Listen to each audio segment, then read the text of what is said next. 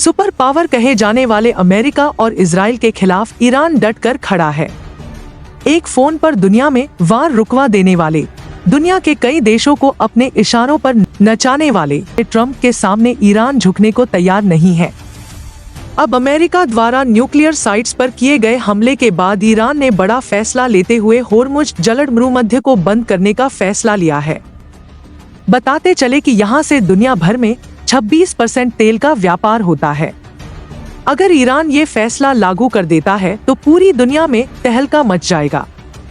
खासकर इंडिया और अमेरिका पर इसका असर पड़ेगा।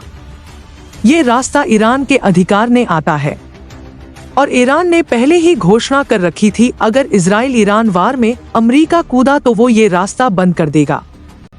अभी इस फैसले पर ईरान की नेशनल सिक्योरिटी काउंसिल की मंजूरी मिलने बाकी है।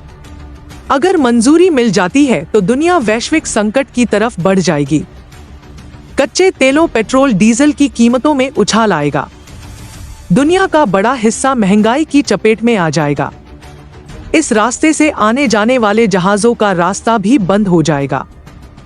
इसके बाद लोग कह रहे हैं कि इजराइल द्वारा ईरान पर किए गए हमले की कीमत दुनिया को चुकानी पड़ेगी।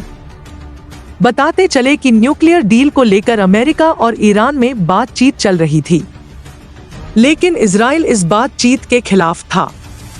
इजराइल चाहता था कि ईरान से न्यूक्लियर डील करने की बजाय ईरान पर हमला किया जाए। इजराइल इस मामले को बातचीत के जरिए खत्म करने के पक्ष में नहीं था।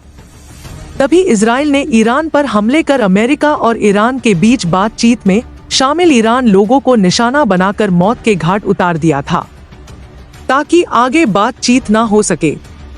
इस हमले में कई न्यूक्लियर साइंटिस्ट और आम जनता भी मारी गई थी।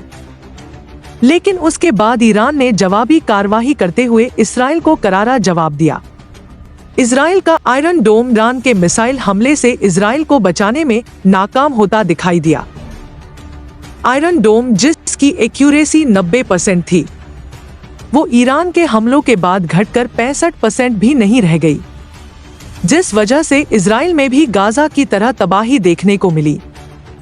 इजराइल इसी आयरन डोम के भरोसे आसपास अपने कई पड़ोसी देशों पर हमले करते आया है, लेकिन अब आयरन डोम भरोसे के काबिल नहीं रहा।